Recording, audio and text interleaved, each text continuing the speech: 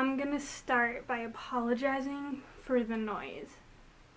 My neighbors have been getting their roof, I think, fixed, so you might hear a good bit of random noise happening sporadically. I'm sorry about that. Hello friends, it's Lex at LexReads. Today we're going to be talking about Mockingjay by Suzanne Collins. I don't know, I just read it all in the middle of the night and I didn't do it. I know, I'm the worst. Moving on. Also, happy release day of Ballad of Songbirds and Snakes. I pre-ordered it and I think it's gonna get here on Thursday, which is the 21st. So this is the 19th. This video is going up on the 19th. As soon as I have it, I'll read it, I'll do a real vlog, and then I'll talk about it. No spoilers, and then maybe also spoilers. Maybe I'll do both. Okay, I made a list of some things that I want to talk about since I didn't vlog that we'll talk about before we answer some questions. The first thing I have on the list is just Gale, period. Okay, so these books, I've said it before and I'm going to say it again. These books are not about the romance, and I stand by that, but even completely disregarding the romance, Gale is a lot for me, y'all. Do you like Gale? Let me know down in the comments if you like Gale. I tweeted the other day, which, by the way, if you want to come hang with me on other social media, my Goodreads and Bookstagram and Twitter are always linked down below, so you can come be my friend on the other things, but I digress. I tweeted the other day that people who genuinely like Gale more than they like Peeta, I don't trust them, and I stand by that because Gale is a lot for me. He's a really interesting character. I actually think Gale is a really interesting character, and thinking about Gale, I like to think about Gale and I like to ruminate on him. I understand how he became the way that he is. So it's not that he confuses me or anything, because he doesn't. I don't know.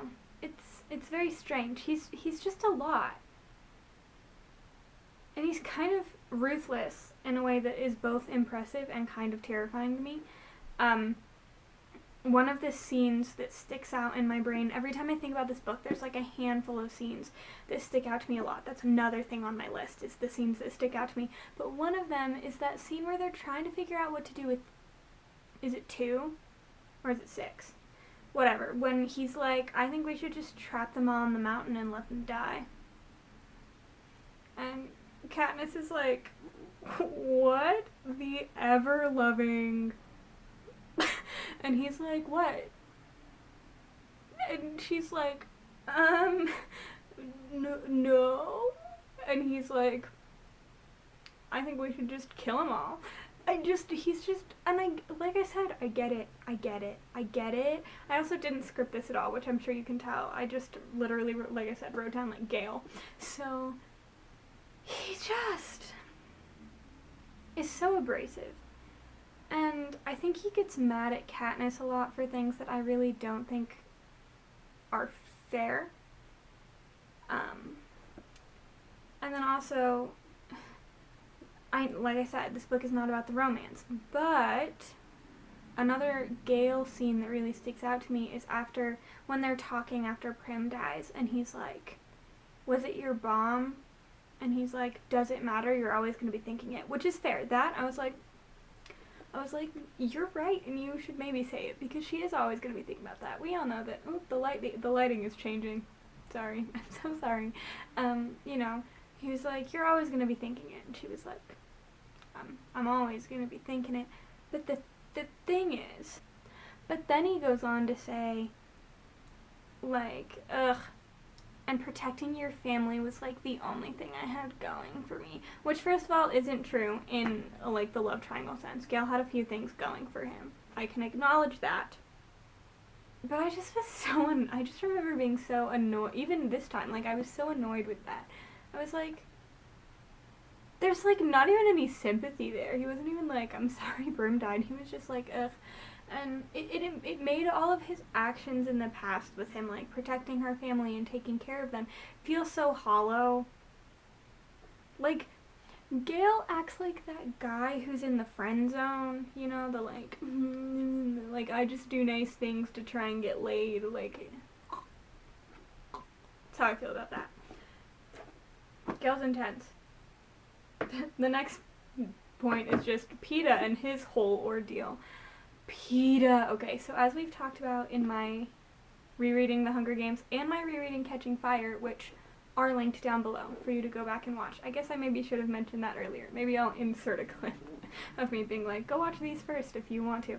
But Peeta is my favorite character. Peeta and Finnick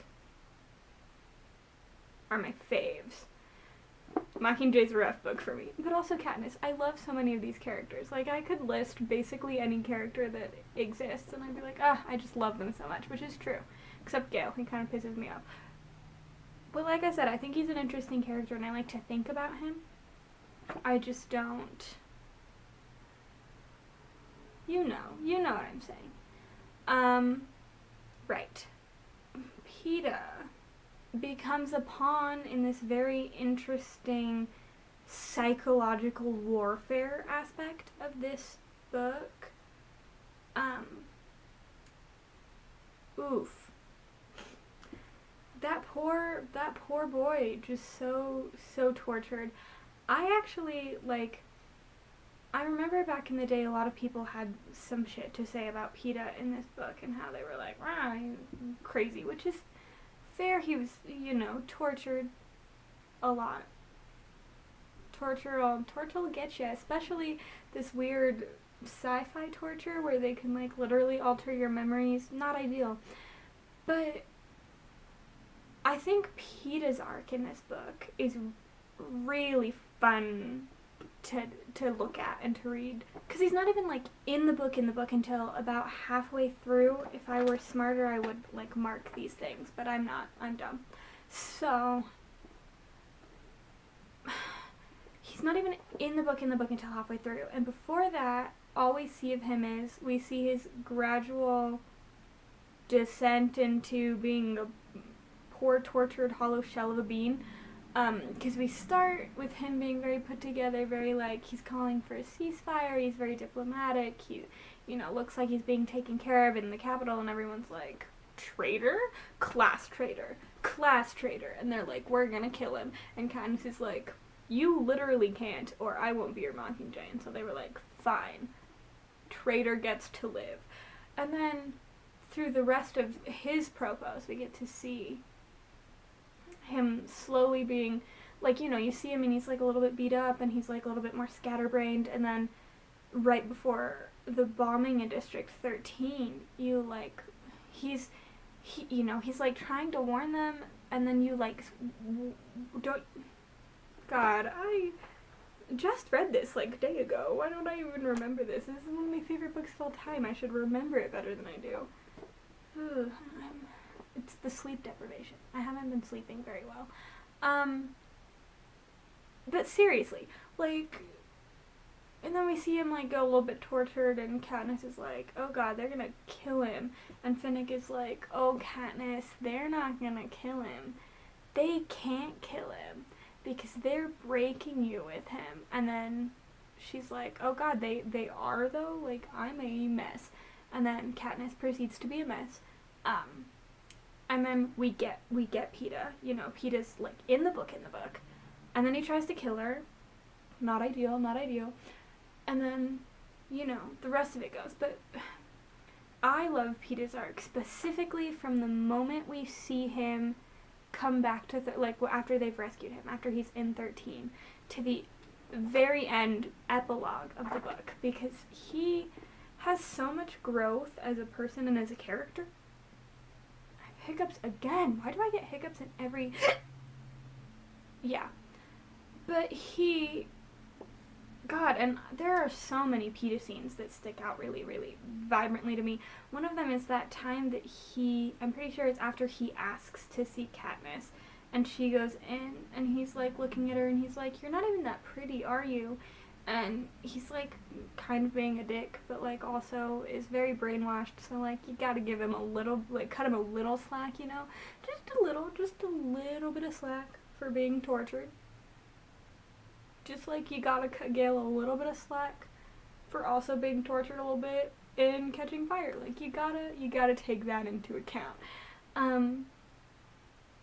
But watching him go from that to the epilogue is one of my favorite character journeys, especially like when they're out during like the actual war, and poor Peeta has been sent with them, and everyone knows that it's like low key because Coin doesn't give a shit whether Katniss lives or dies, and they're all trying to like protect her. And oh, that scene where he's like trying to warn her right before the creepy reptile mutts come, and he's like saying her name, and she like straight up is ready to murder him, and then he wakes up and he's like, "You have to run, they're coming for you, like go." And it just reminds me of in the Hunger Games when she's been tracker jackered after she goes slice slice slice on the tree and is like tracker jacker high and has no idea what's going on, and she has the vision that's real but like she is not sure if it's real, where he's like, "What are you doing? Go, like go, you've got to run or they're gonna kill you." Like it's the same, because underneath, like, he never hates Katniss, he's just brainwashed. So like watching them like undo the brainwashing is really cool. I love Real or Not Real. I think that's such a good way for them to help him as much as they can, like take apart that brainwashing. There's not another word I can think of. That hijacking, we can use the word that they use, like deal with that. I also love that scene where they're like talking and he's like, "Your favorite color is green, real or not real?" And she's like, "Real." And then she starts like telling him things about himself, like, "Your favorite color is orange, like, but not bright orange, orange like a sunset." And he like closes his eyes and he like smiles a little bit and he's like, "Thank you." And then when she starts like telling him other things about himself, and I just like cry, just tears. I didn't actually cry. Finnick's death kills me each and every time. I don't know if I'm ever gonna grow out of that. I love it in some, like, narratively, I think it's so smart. I love how quick it is. It's the kind of death that, like, if you blink too quick, you genuinely could miss it. Like, if you're skimming it all of a sudden Finnick is gone, and you're like, but I think that's so smart narratively because, I mean, I've obviously never been in a war, and I hope I never am front line of a war, but I would imagine that is kind of what it'd be like. You know, your fellow soldier with you, and then one minute they're there, and then the next minute they are literally dead. Not ideal. Very sad. I remember the first time, because like I said, Finnick is one of my favorite characters. I remember reading that the first time, and I went back and I reread just the few paragraphs, and I was like, and also it's such a it's such a sad parallel in my opinion to the Hunger Games at the end when the mutts are biting at Cato, but they won't kill him, and then Katniss shoots him with her arrow so that he'll die, and she like thinks he's saying please. It's like, that's a very good narrative parallel moment to when Finnick is getting attacked by the mutts, and she like drops the hollow on him to kill him so that he doesn't have to suffer any more than is necessary, like any more than he has to. Oh, the next one is the fact that they've literally traded one authoritarian regime for another.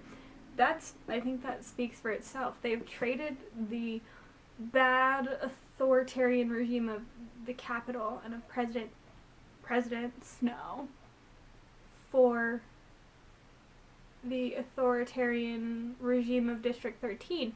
And I mean, you could argue that there's like a better place to be. And I'm not saying one is better or worse than the other. I'm saying they both sound like not necessarily the greatest time in the world.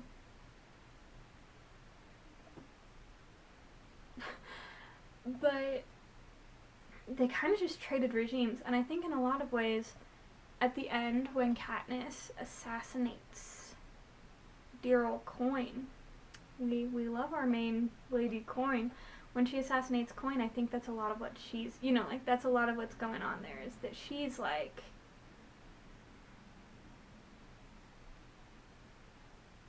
it's the remix, and there's no guarantee that Coin would be any better, and I think regardless of whether or not that's true, that's where Katniss's head is at a lot, thanks to Snow. This one just says my desperate love for Finnick. I love Finnick. I kind of already talked about Finnick's death, so I'm literally just going to say I love Finnick. I love Finnick. And my favorite scene in Mockingjay is when they're down in the bunker and he's teaching her how to tie the ropes, and she's like, how do you live with it? And he's like, oh, Katniss, I don't. I wake from nightmares to find that there's no, I don't remember the line exactly, I should look it up. I wonder if I can find it. To find there's no relief in waking? Is that what she says? Yes, found the scene. Okay, I have to read through it though. Okay, so she says, how do you bear it? I'm just gonna read the section. Finnick and I sit for a long time in silence, watching the knots bloom and vanish before I can ask, how do you bear it? Finnick looks at me in disbelief. I don't, Katniss. Obviously I don't. I drag myself out of nightmares each morning and find there's no relief in waking. Something in my expression stops him. Better not to give in to it. It takes 10 times as long to put yourself back together as it does to fall apart. I always remember that line, but I didn't remember I drag myself out of nightmares each morning and find there's no relief in waking. And then he says, the more you can distract yourself, the better. First thing tomorrow will get you your own rope. Until then, take mine. I love that scene. That scene where they're in the bunker and he's like, life is a bad time, my dude. Here, have some rope, tie some knots. Like, me too, Finnick. I just think Finnick is, like, weirdly relatable. And I don't know why I feel that way. And I'm still gonna say one of my in the entire series, one of my favorite moments in the entire trilogy is when they're at the knot tying station during training for the quarter quell, and he makes a noose and pretends to hang himself. That's not funny. I think it's hilarious though. Let's compare the reactions of Katniss and Gale to the imprisonment and treatment of Katniss's prep team, and how does it reflect on both of them? So, yeah, they have very different reactions. Katniss is very upset about it. They've, they've been shoved in basically this jail cell for taking extra bread. And Gale looks at them like they're the problem. He asks her, like, how can you care about them when they're the ones that basically plumped you up for slaughter? Like, they're the ones that made you look pretty for the Capitol's entertainment, blah, blah, blah, blah, blah. And while that's all true, Katniss is like, but they're like children, they don't know any better. Like, they haven't learned. And he's like, well, that's not good enough. And she's like, but isn't it though? And I think these reactions reflect on them a lot, because as we've previously discussed, Gale is like a little bit ruthless. Like, Gale doesn't care necessarily whether or not someone could be, like, from their perspective, like whether or not someone could be, like, educated, or whether or not someone could change. If they aren't, like, on the team right now, they're worth sacrificing. And then Katniss is like, but what if they could be better? And Gale's like, too late, they missed the boat. And then what's the difference between the prep team and the filming squad? Because both are from the Capitol. I think the main difference is that the prep team was kind of taken, but not like, they didn't deflect necessarily. Like, they're not here because they, like, care about the war, because they're, like, on the Katniss and theirs, like District 13 side of the war. They're not necessarily there because they're rebels. They're there because they were taken because they might have some value. Where the filming crew are there as rebels. The question I answered after that got cut. Let's see. What was necessary for Katniss to create a truly effective propo for the rebellion? Why didn't the first try work? Katniss is not necessarily the best actor in the world, as she has proven consistently throughout the series that she's not a great actor. That's not where she excels. She excels when she's passionate about something. So if she witnesses hiccup again, so when Katniss witnesses what she believes to be an injustice, or when she becomes really, really passionate about what's going on, that's when she excels. That's when she's the most touching. So basically, them having her on a sound stage is not gonna, it doesn't do it. They have to put her out in the field where she has to fight and connect and experience and get heated, and that is when Katniss is a good tool for propaganda. Speaking of propaganda, I went on a whole tirade about this one. Okay, discuss the role of television propaganda in today's society and the techniques that are used to influence our thinking. How do these techniques compare to those used by both the Capitol and the rebels? So I'm a communication major, in case you didn't know that, and my emphasis in communication is multimedia production. The thing is, propaganda is kind of everywhere, because not all propaganda is political propaganda. Because at the basis of everything, what we talked about in my visual communication class was that basically propaganda is just like a piece of media, but I guess also propaganda is when something is used to further an agenda, not necessarily political, sans factual evidence. So a lot of advertisements in their own way are propaganda. We are exposed to propaganda on basically, I mean, if you interact with media a lot, specifically like traditional media, so let's talk like television, traditional news outlets, that kind of stuff, like sometimes you're gonna, a lot of times in ads specifically, you're going to be exposed to propaganda, especially like if you're American, I'm American, happy election year, all kinds of propaganda happens around election time in America. And if you watch normal TV, you're getting exposed to those ads. Like, it just kind of is that way, because propaganda, in a lot of ways, is really effective. The propaganda in the book, I think, reflects how we experience propaganda in a lot of ways. Definitely, we often see that pathos, that appeal to the viewers, the consumers' emotions.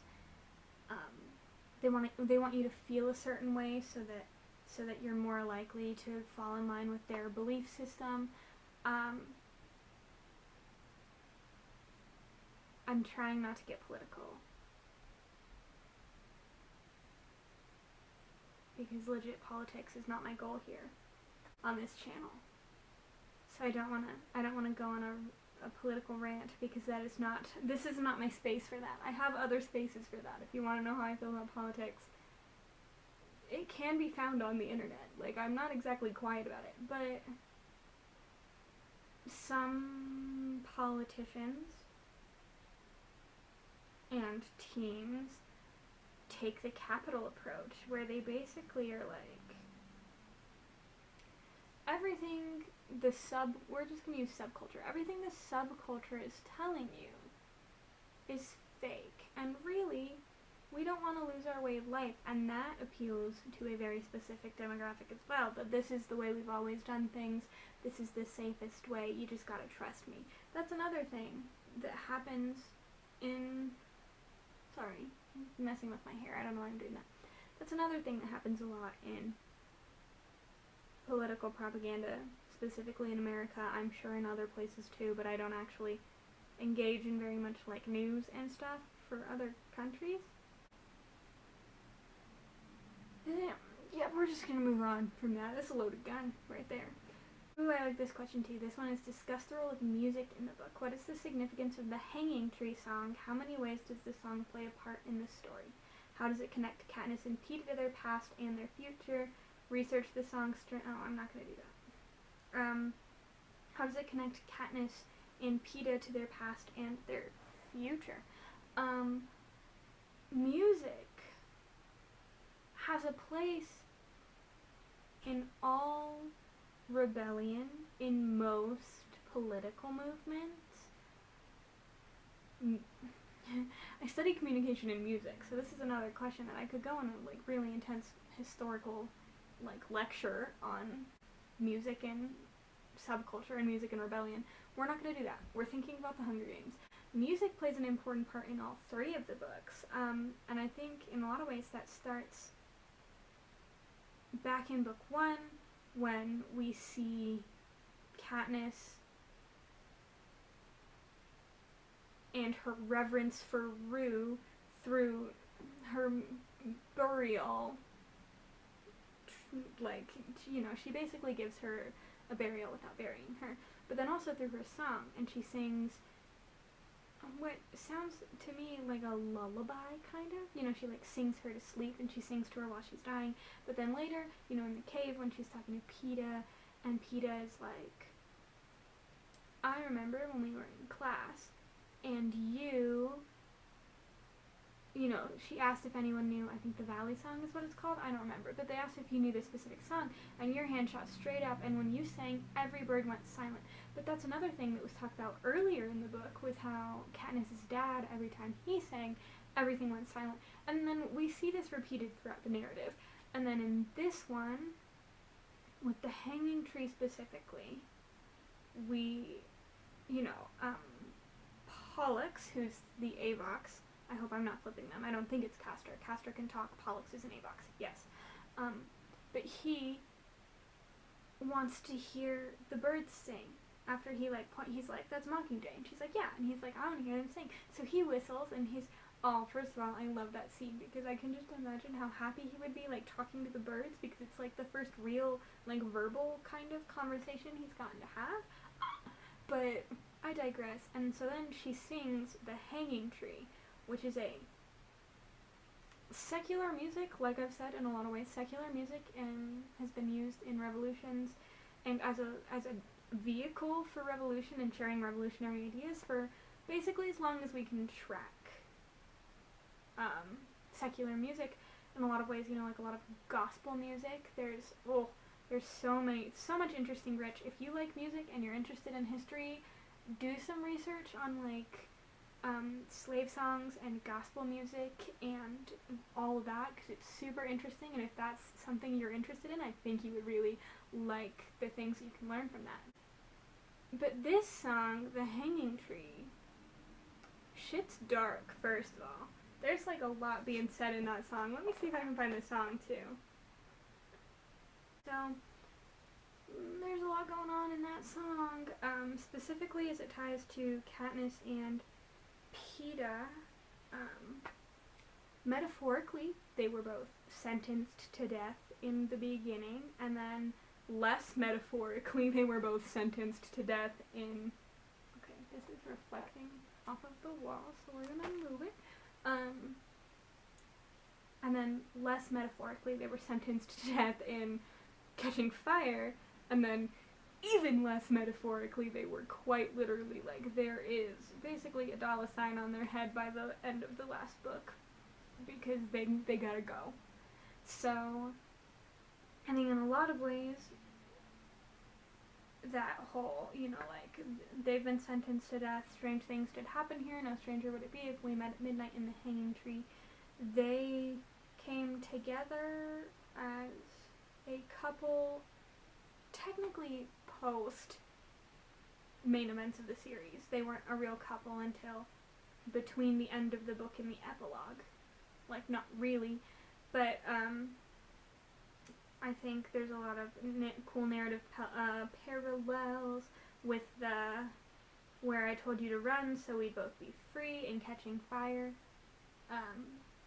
Katniss wants to run away with Gale and Peeta and their respective families out into the wilderness so that they could be free of the capital, who have price on their head, they gotta die. Are you coming to the tree where they strung up a man? They say, nope, that's the first verse. I'm scrolling up. Are you coming to the tree where a necklace of hope side by side with me? Yeah, so I think that ties in a lot in current events of Mockingjay. There's a lot of the question gets posed in a few different ways in a few different scenes of the, like, in certain situations, is death better? Is death a more preferable experience than whatever is happening? And I think in a lot of ways for Katniss and Peeta in a lot of scenes, like, it would have been sure less painful had they just murdered Peeta in the capital. That would have been less traumatizing and less painful for Peeta than going through the torture. So, the idea that sometimes death is an escape, especially when you're in these really, really garbage situations. As far as their past goes, I think it also hasn't Wear a Necklace of Hope side by side with me. Rope, Hope, is it? That gave me, like, the lyrics of the actual songs that they released, which, oh boy, I could make an entire video about the way that our media kind of just ignored all of the things that this series is, like, really talking about. Maybe I will actually do that, because, oh boy, I have some strong feelings. But I feel like it might be hope in both, but it might be rope in the book. I'm not entirely sure. Don't quote me on that. In the first book, when they have the berries, I think that's another interesting, like, parallel to the lyrics of the song. Is like, that was their Wear a Necklace. That was basically their commit suicide with me. There was the Romeo and Juliet moment, but, like, more political. Like, take the berries with me so one of us doesn't have to kill the other one, in response to what the Capitol specifically wants us to do. Discuss the changing nature of the relationship between Katniss and Gale. What does Gale say is the only way to get your attention? Did Katniss ever love Gale the way he wants her to love him? Does he truly love her? That is a good question. Their relationship changes so dramatically from the, second scene of the book or whatever, where they're sitting together in the meadow, to the end of this book when she is relieved to maybe never see him again. And I think a lot of that is just in how they've diverged as people so much that they both are unrecognizable from the people that they were in that second scene together in book one, and before that when their relationship grew. I don't think that Katniss ever loved Gale the way that Gale wanted her to, which is not to say that Katniss didn't love Gale. I think Katniss loves Gale so passionately and with so much of her being. I just don't think it's that romantic love that he wanted. But honestly, in a lot of ways, platonic love is more powerful, I think, than romantic love. Hot take, maybe? Not sure. The only way he can get her attention is by being in pain. That is what he says when I think they're at 12 maybe, but because they're talking about, like, you kissed me on this table, and she's like, I didn't know if you remembered that. And he's like, of course I remembered that. And he was like, I wasn't surprised, And she was like, what? And he was like, well, that's the only way I could ever get your attention, was by being in pain.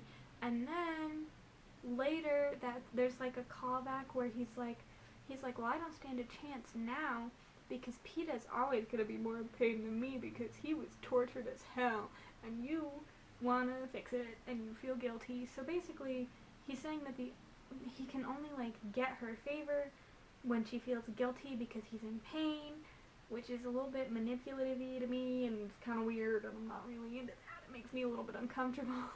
Well, there was more to that question. What was the other part of that question? Does he truly love her? I think he might have when they were younger, but I think by the time Mockingjay happens, I think he's more in love with the idea of her. Okay, So I don't really want to talk about the first part of this question. This is, why do the rebels decide to rescue Peeta? They decide to rescue Peeta because Katniss is worthless, and they think that it'll help her be more helpful because now she can't film Propose because she feels so guilty because she knows Peeta's getting tortured. Discuss the effects of the hijacking on Peeta's brain. They've altered all of his memories, so now basically every memory he has with her has been altered in some way, not ideal. He thinks she's mine. Discussed Katniss's comment, it's only now that he's been corrupted that I can fully appreciate the real Peeta. What is the significance of the pearl? The pearl is a metaphor for Peeta, because you know the pearl, it's in, pearls are in oysters, I think? So they get it from the ocean, and he opens it and they're gonna eat it, but inside there's this beautiful little nugget of, it's sand that's polished and, but it's a metaphor because in the third book, it's like Peeta. So the oyster, it's all the trauma and the bad stuff, but on the inside, there's still the Peeta that she knows and loves in her own way. I'm not saying it's romantic love at that point because I don't think it is, but inside, there's this beautiful, beautiful Peeta that she knows and loves, but right now, he's just a little bit hidden by all the bad things. I think that was a good question, and I like that question. That scene, this part hurts me. So this is right, I talked earlier about how one of those scenes that sticks out to me is when Peeta asks for Katniss to come visit, and then he's basically like, you're evil, and she's like, and so this question says, discuss Katniss's feelings of guilt and insecurity when confronting Peeta. What makes her say, finally, he can see me for who I really am. Violent, distrustful, manipulative, deadly. I think in the real world, I think that's a lot of people's fears, that the person that they love, whether it's romantic, platonic, familial, whatever kind of love that is, the people that they love will see them the way that they see themselves. Because I think it's a lot easier for people to see the bad aspects of themselves than it is for people to see the good aspects of themselves. And Peeta has always been very committed to talking about and sharing and pointing out Katniss's best qualities, all of the good things about her.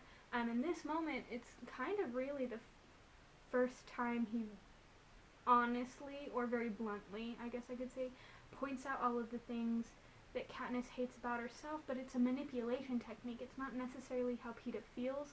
So she feels guilty because he's been tortured into changing his opinions, but she thinks that these opinions are factual.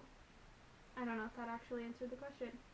Do you believe it was the rebels who killed the children with the exploding parachutes? If so, how does that make you feel about whether this is justified as a means of winning war? I'm inclined to agree in a lot of ways with Gale, which is to say, I don't necessarily think it matters if it was the rebels or the Capitol. I do think it was the rebels. I think it was. I don't think it matters that I think it was, and I think both interpretations of that are equally valid. I think they're both very fair opinions and interpretations to have. I think that killing innocent children is kind of a shitty way to win a war. Do I think it's justified? Not really. The last question is, Gale tells Peeta, when they're hiding out in the Capitol, that Katniss will pick whichever one of them she can't survive without. In the end, why is that Peeta and not Gale? Katniss and Gale have a lot in common, which is not bad. That's not a bad thing. Trait-wise, personality-wise, I think they are both very passionate and a little bit violent and a little bit manipulative and a little bit self-serving. Among both of their many good traits, they both do have a lot of good traits, but they have those arguably, some of those are arguably negative, traits in common, and I think by the end, Katniss realizes that if she is to spend her entire life with Gale, there won't ever be any peace. It'll always be those strong convictions and explosive energy and Katniss, not romantically, but just in life, has experienced so much of that at this point she's kind of just like, it's enough from me, fam. She needs what the flower symbolizes. She needs the rebirth and the growth and the new beginnings and the beauty and the calmness after the war. She needs the calm after the storm, and if she is to spend her whole life with Gale, it'll always be storm. There'll never be calm. And also, Gale and Katniss, Peeta and Katniss have so much shared trauma, and I mean, Gale and Katniss do too, but I think their shared trauma might be like a little bit overshadowed by Peeta and Katniss's shared trauma, and they can help each other through that in a way that Gale and Katniss would never be able to help each other. I'm going to talk to this for a second, because a lot of people have very strong feelings about the romance in this book. As I've said a million times before, and I will continue saying, the romance is not the most important part of this book to me, and it never has been, and it never will be. That being said, a lot of people think that Katniss should have ended up alone. And while I understand why people think that, and where they got that idea from, and narratively, like, why that in a way makes sense, I very politely and kindly disagree with you. I think that Katniss choosing to settle down is a great way to finish off her character arc, because I think it shows so much character growth.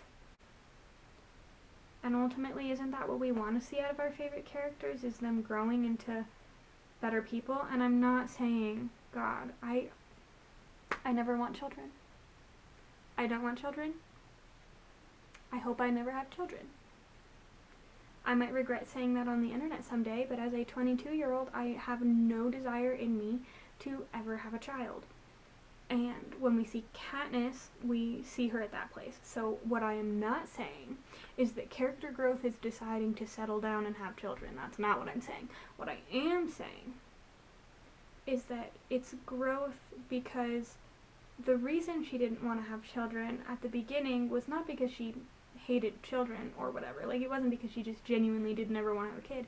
It was because she didn't want to bring a kid into the world that she lived in. And by the end, she doesn't live in that world anymore. So I think it shows a lot of growth on her part to recognize that through all of the horrors and atrocities that she has witnessed, there is a place where she feels comfortable enough to bring children into the world. And I really think her and Peeta would be good parents. Once again, I could make an entire video talking about why Katniss shouldn't have ended up alone. Okay, before I talk for another half hour, because at the rate this is going, I might, we're just gonna call this good. Mockingjay, Suzanne Collins, 5 out of 5 stars. Love it, live it, breathe it, be it. It's so good. I cannot wait to read the Ballad of Songbirds and Snakes. As soon as I do, there will be a video for you, hopefully by the end of this week, because unless it got pushed back, I haven't checked, unless the delivery date got pushed back, I should have it by Thursday, which means I should have a video up Saturday or Sunday for that. Cheers to that. Go Mockingjay. Yeah, thank you for hanging out with me. I will see you guys on Thursday. Oh god, this is gonna suck to edit.